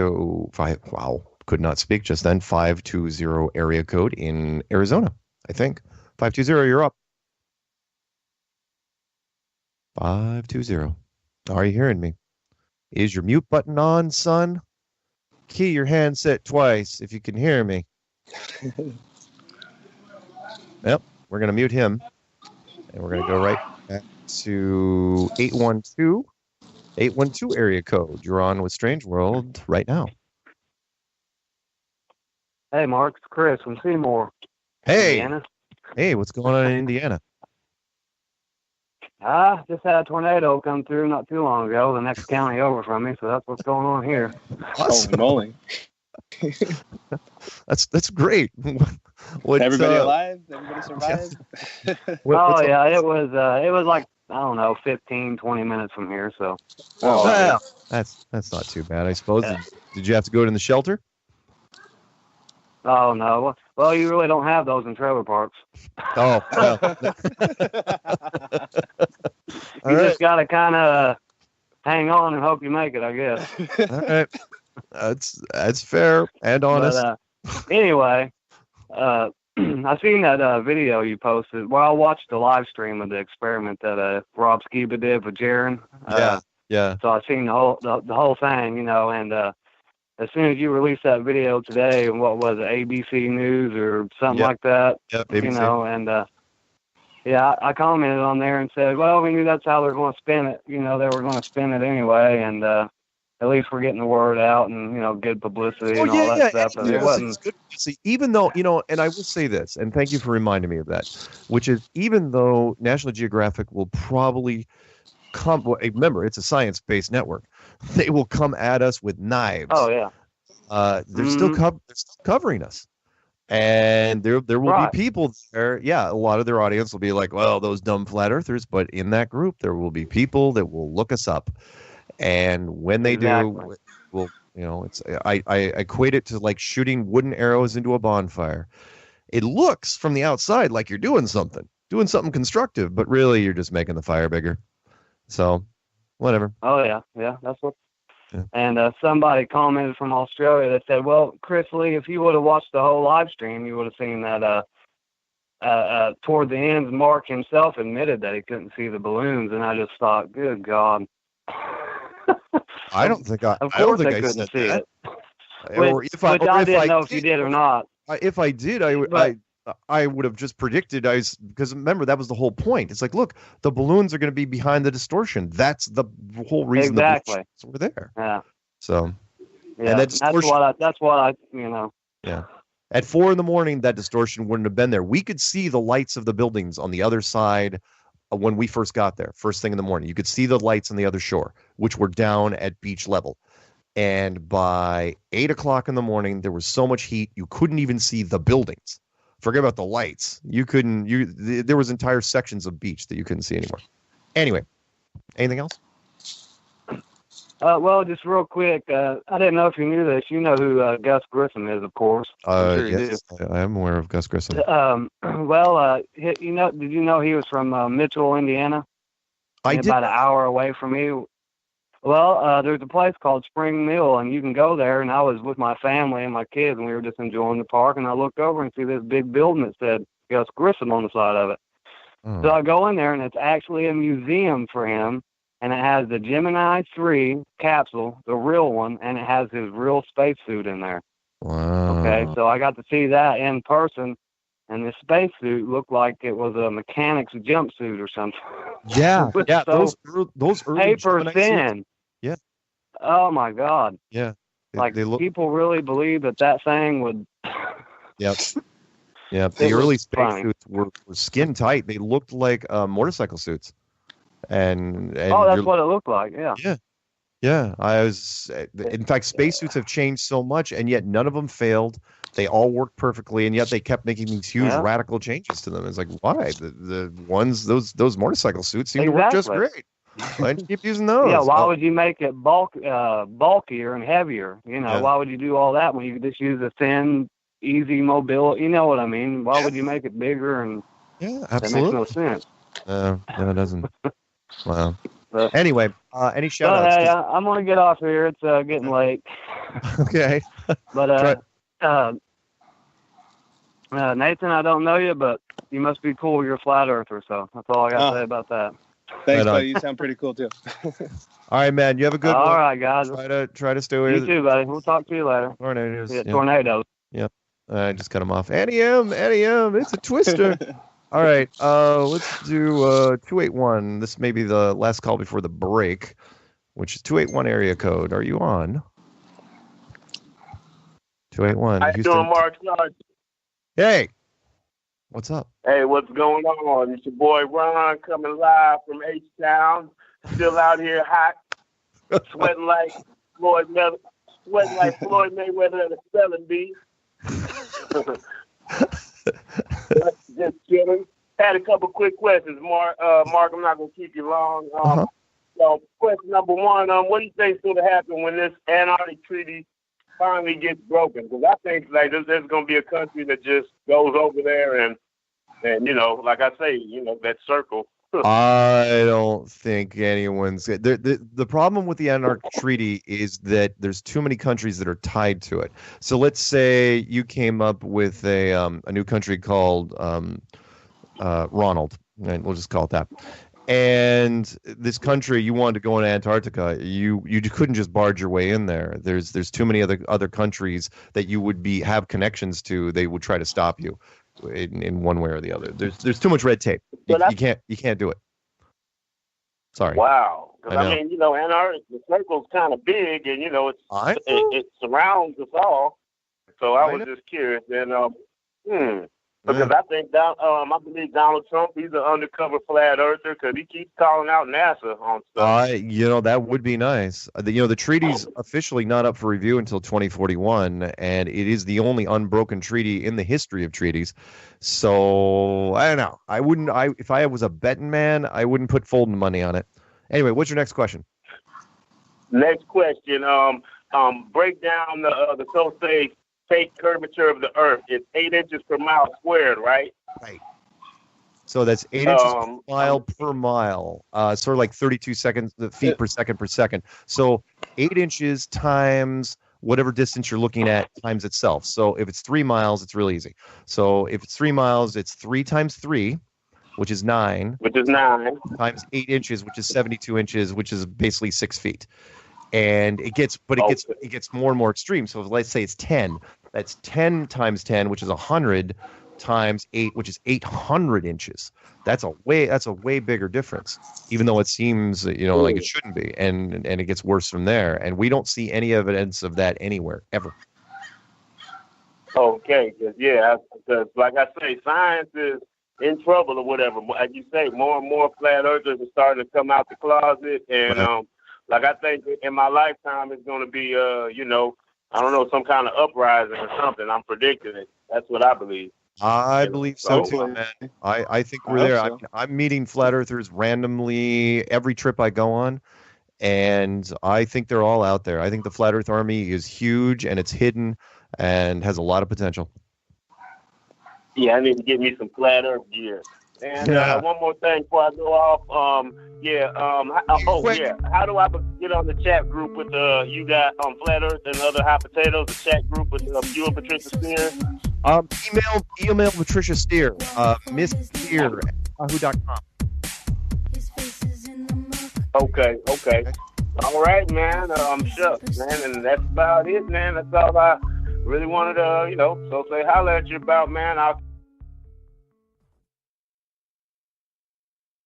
You're listening to the Truth Frequency Radio Network. No hate, no hype, no fear.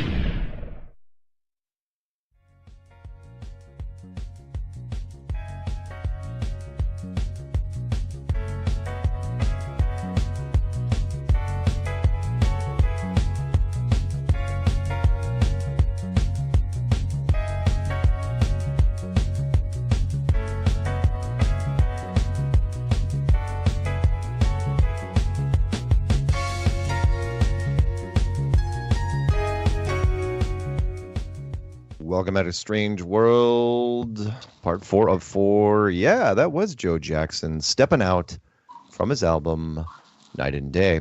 Quick reminder that tomorrow I am going to be with Patricia Steer, Flat Earth and Other Hot Potatoes, at 3 o'clock Pacific, 6 Eastern, and we're going to be talking Salton Sea Skeptic Experiment, pretty much wall to wall. And there could be some special guests, but you should check it out to find out. I'm not going to spoil that here. Should be a fun show. All right. Still have Nathan with us. Nathan, you still there? Still here, buddy. Perfect. Let's do as many calls as we can before this whole thing shuts down. Oh, boy, we got a lot of calls. Oh, real quick. Yeah. He was talking about the curvature calculation or whatever.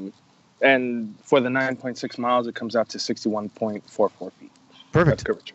Honest. Yeah. If you raise the observation, if you raise the height of the observer, it comes out to 15, which is still way lower than what the balloons were. So got it. Perfect. We win. Yeah, of course we did. Again, it was just I was just irritated that I was there, but since I was doing a big interview, it's like, I mean, it's kind of a mixed feeling, bittersweet for me. It's like, yeah, I get to do the interview, but at the same time, when you know you're going to be taking a hit for the team, simultaneously, it's like, whatever. Yeah. So that's what, and it was hot. I think that was the thing I was complaining about most. It's like I had to get up early and it was hot. Yeah. So anyway, let's go over to 443 area code. 443, you're on with Strange World. What's going on? We'll leave the TV and the radio behind. Really? I knew that that once I heard that you played Joe Jackson on your radio on your show, I had to tune in every week just to hear Joe Jackson. That's one of my favorite 80s shows. I love his video. It was one of the first videos that I ever saw on MTV. I thought it was very well done for early 80s. But what's interesting is, he went back on tour in 2017. So the original version I can't use anymore. I have to use a digital cover, but the digital cover is pretty damn close. So, everyone knows what it is. They just can't hear Joe because he's back on tour, and now he blocks anybody using his stuff because he Really? There's nothing even on YouTube? You couldn't pirate something off of YouTube? Well, no, I can, but it'll eventually get knocked out. It'll get okay. It'll get blocked, and I don't mean copyright. It's not like a strike or anything. He just blocks it.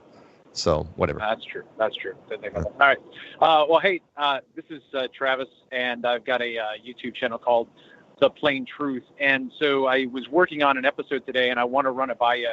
The thought that I was thinking, I was talking with a friend of mine who's heliocentric, and he brought up the Verrazano Bridge that connects Staten Island to Brooklyn. Sure. And so I was looking at the wiki information on that, and it says in the description that the construction of the bridge took into account the curvature in the construction, which was like back in 1954 or something like that, so that there are two towers along the 2.5 mile stretch that are 1,300 meters apart from each other, and they are 1 5/8 inch apart at the very top.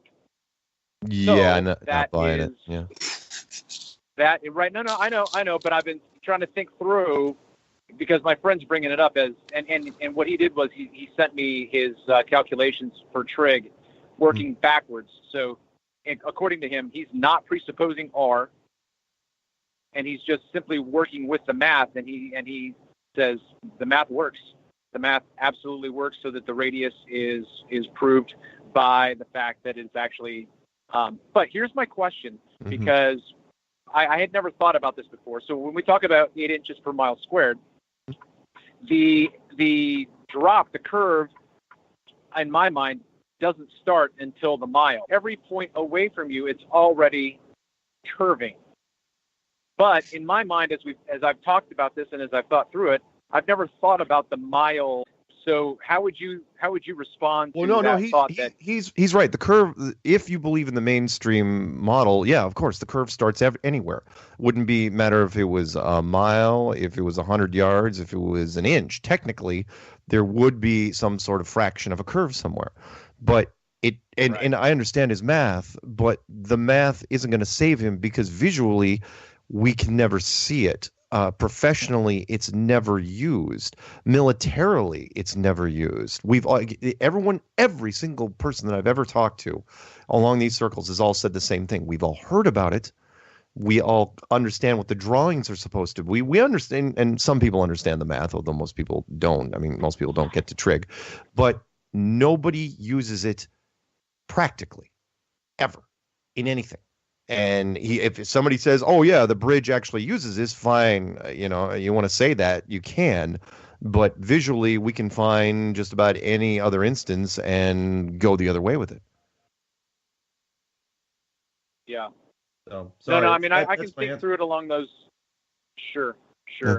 One of the interesting things too that I was thinking about, I'm just about to pass over the Tidings Bridge, which is on the JFK in Maryland, and it's a mile long, so it crosses the Susquehanna, and it's pretty much a mile exactly. So I was thinking to myself, well, wait a minute, if that's the case, because again, the Verrazano Bridge, the two towers are 1,300 meters apart, so that's less than a mile, so that there's curvature.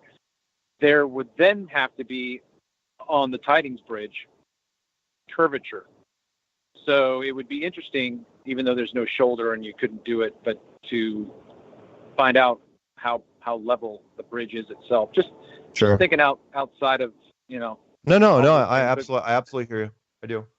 I do. Yeah. I got to remember, one of the reasons I don't worry too much about friends like yours is because the math. You got to remember that even the basic math of 8 inches per mile squared glazes people over. And I mean by that 90-something% of people out there. Most people don't even, when I say 8 inches per mile, they get that. They can get that far. And then I go squared and they immediately go back to junior high algebra and everything they forgot.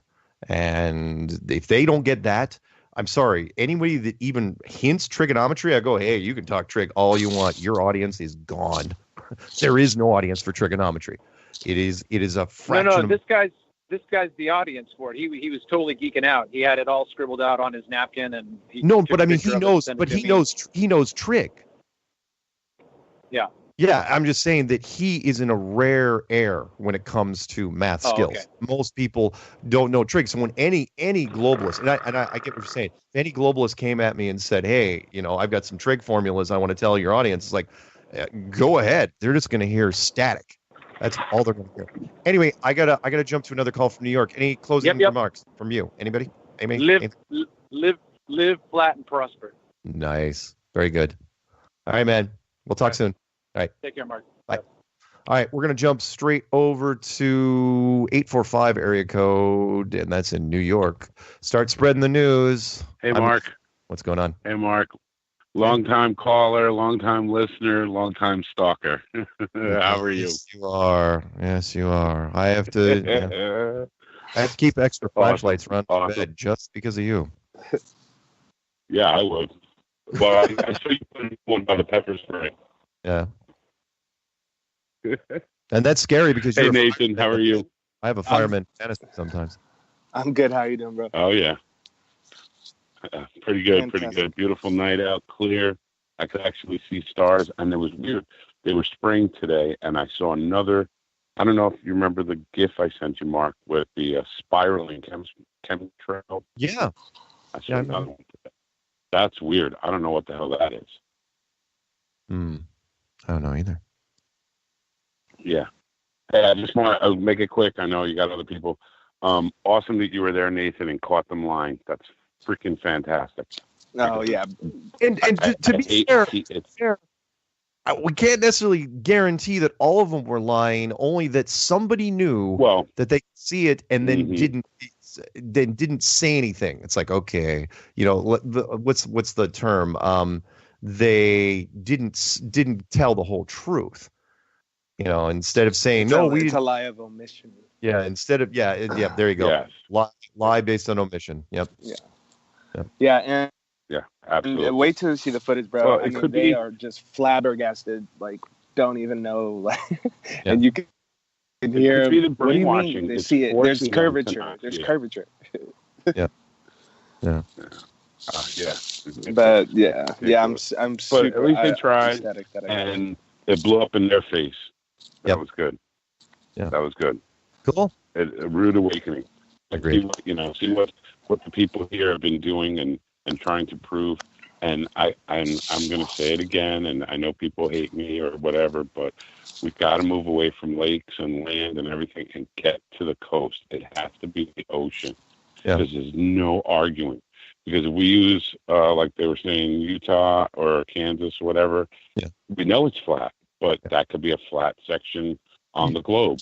Yeah. The lake could be on a flat section of the globe. Yeah. Let's get to the coast. Let's do the east or west coast. I mean, I've been to Myrtle Beach a bunch of times, and I can see things, the hotels that are 20 miles away, and you're not supposed to. Yeah. So if we could do something like that, that'd be fantastic. That's Yeah, like we're actually awesome. in the talks right now of doing another experiment ourselves. First we want to go back. We want to go back to Salton Sea with the altimeter and get the exact measurement of how high we and how high the observer was, like exactly, because if you watch the video, I'm asking them, like, does anybody know, like, what our altitude is right here? Just because I'm trying to figure it out. I'm trying to do the math, and Wendell asked the guy, like, is there any way to figure out the altitude? Everything's based on sea level. And he's like, no, there's no way. There's no way. It's like, yeah, there's a way. We just need a simple tool and find out. Yeah, I'm sure Jaren could have done it on Google Earth. I think he could just like point and click and it tells you the altitude or something like that. That's what I'm saying. It would have been simple to do. Yeah.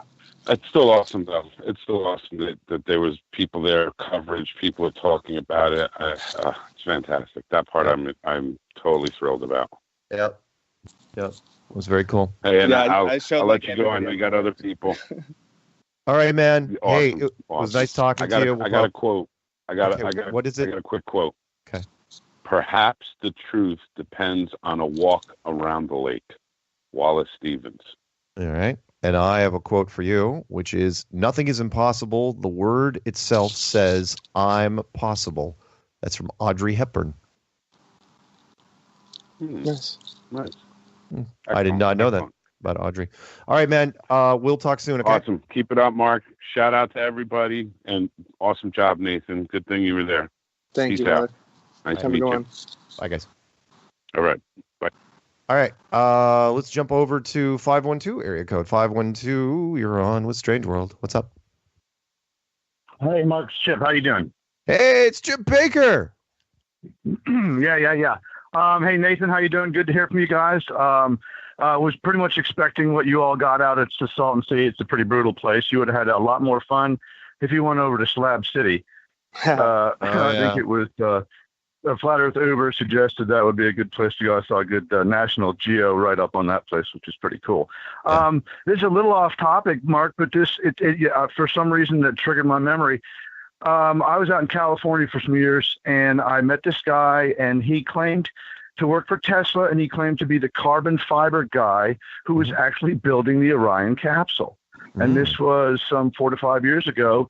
And this story can actually be checked out. It turned out he was the father of the girl who sang in my nephew's band. My nephew played drums. And they actually did pretty well, played at the House of Blues, and there's videos on YouTube and so forth. But I got to talking with the guy, after some of the shows, and he told me how he was the only guy that was allowed to work on the Orion capsule, and he was the carbon fiber guy. He could build anything you wanted out of carbon fiber. A very pragmatic guy, right? The kind of guy who could easily kick the can down the road very naturally without even trying. That occurred to me after I thought about all this. It's like, sure, you get a guy like this. Oh, only this guy can build this, right? And we're talking about the Orion capsule, so we got the best guy on the job. He's just some guy who's just doing his job. You put the disconnect there, you advertise that, and that's the perfect, science guy in the lab cover, which is one of the lab coat cover science wears. It's one of their cards they play. Oh, there's that bow tie on that guy, right? Science. So, and what have we heard about the Orion capsule? Nothing. Well, we know carbon fiber is not going to shield it from anything, any of the Van Allen belts, right? Yeah, that's true. Very true. Yeah, it was you knew Wayne Ottinger, and this is a real testimony. The guy's name is Ralph Hensley. His daughter's name is Casey Hensley. The band was called Chasing Norman. Go look it up on YouTube. You guys are really good Googlers. If you can track this guy down to actually working for Tesla and verifying that story via the internet, then there you go. Otherwise, it's just a rumor. But I met the actual guy. I've known him for a while. He told me the whole story, and you have to know something, I guess, about carbon fiber fab before you go lying about it to everybody you meet, don't you think? Yeah, I would think so. Yes, agreed. Yeah, exactly. Okay, well, I'm also going to go ahead and let you pick up some more calls. Nice job, you guys, on the test and enduring the whole Salton Sea environment. Yeah. All right, man. Thank you much for calling. You bet. Flat people everywhere. All right. See you, man. Bye-bye. All right, let's jump over to Alhambra, California.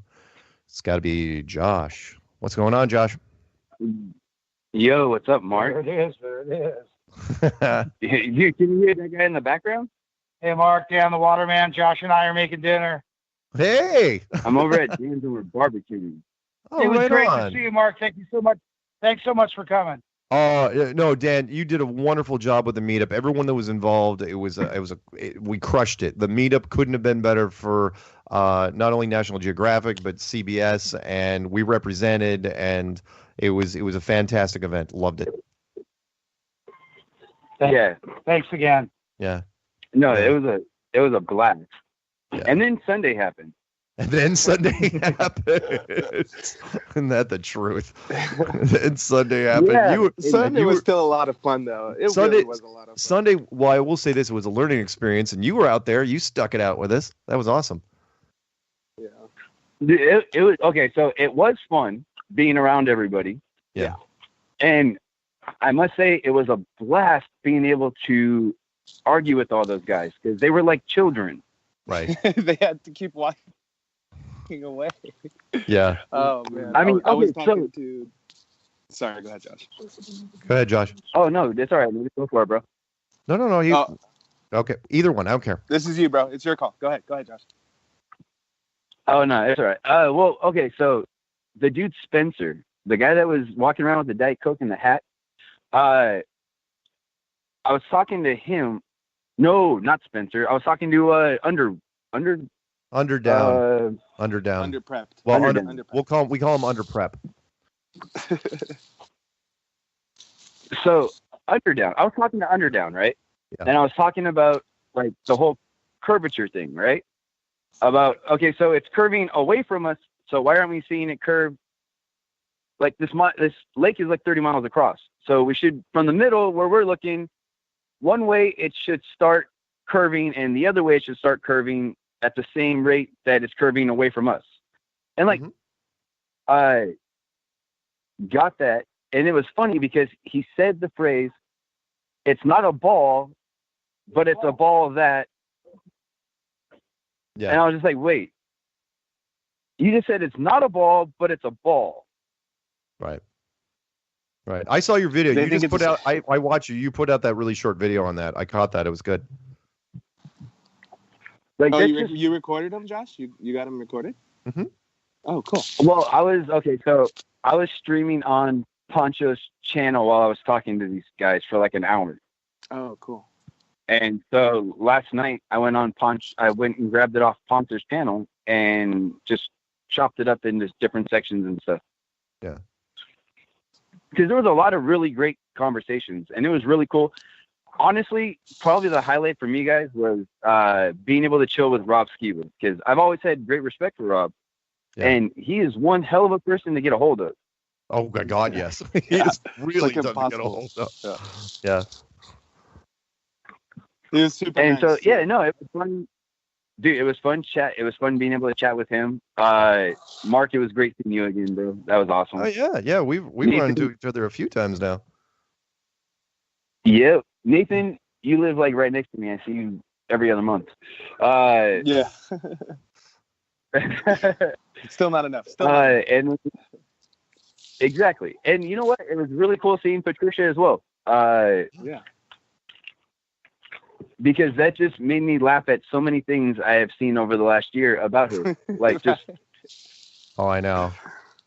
She's the most. She's probably one of the most feminine forms of nature I've ever seen in my life.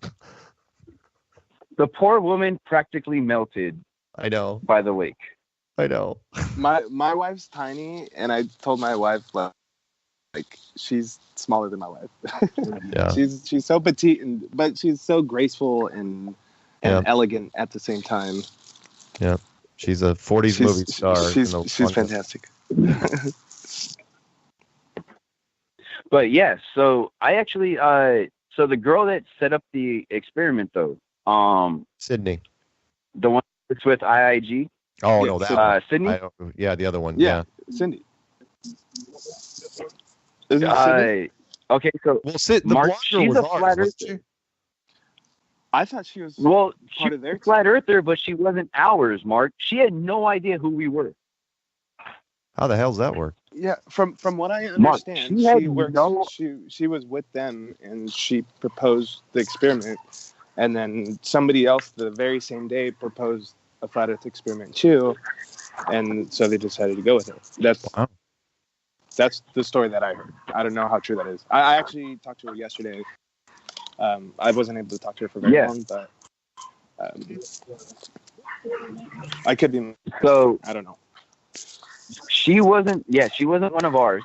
She's done projects with IIG before, and they were in like a meeting and just pitching ideas, and she threw her idea out because she has been wanting to get deeper into doing her own experiments anyway.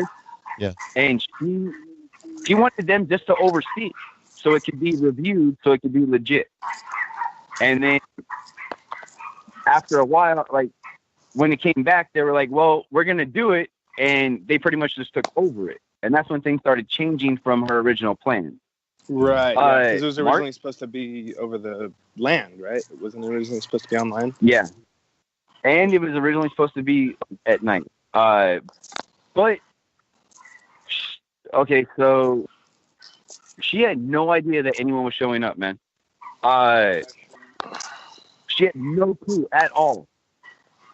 Which I don't understand, because if she was chilling with Nathan Thompson the night before, I don't understand why Nathan didn't tell her. Because we all talked to Nathan at the meetup, and like there was quite a few of us that had said that we were going to be going out there. Yeah. He met her that night, bro. Like we had no clue who she was. All we knew that there was a flat earther that was on there, like that was with them. No, and Nathan, what I'm trying to tell you is that her, Nathan, and two of the other people from their team were chilling in the jacuzzi the night before the test. Right. Yeah. So that was Saturday night. After Friday night, after everyone already said like that we'd be showing up, I was just. Oh, so you're wondering why Nathan it would have didn't tell came her, up in conversation. It was like, yeah, Nathan telling her like, yeah, there's like, yeah, tomorrow, like naming off some people that are going to show up or whatever, but I guess he didn't. We met her when we got there, because Nate and me went up like right around the same time, and then Sasha and Lindsay and Jason went up too.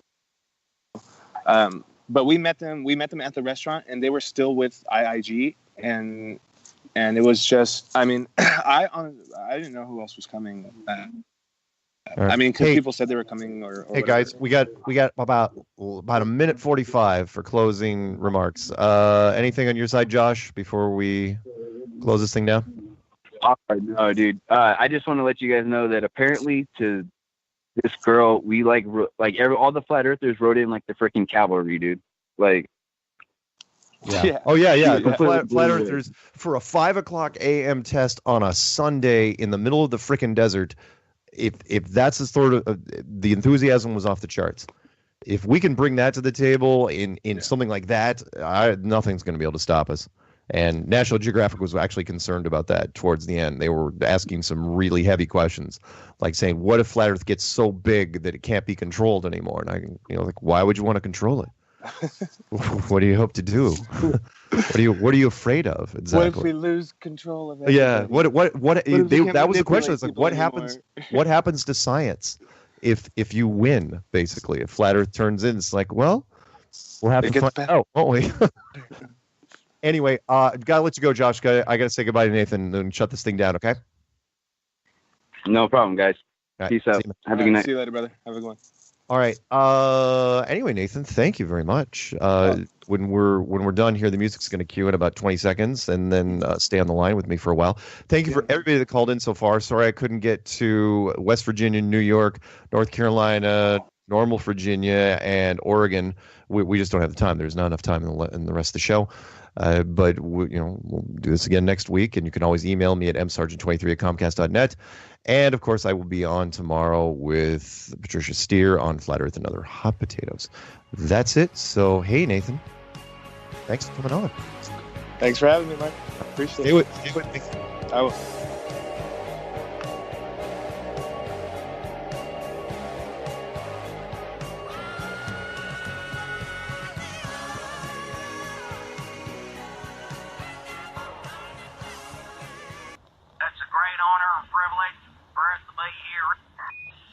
representing not only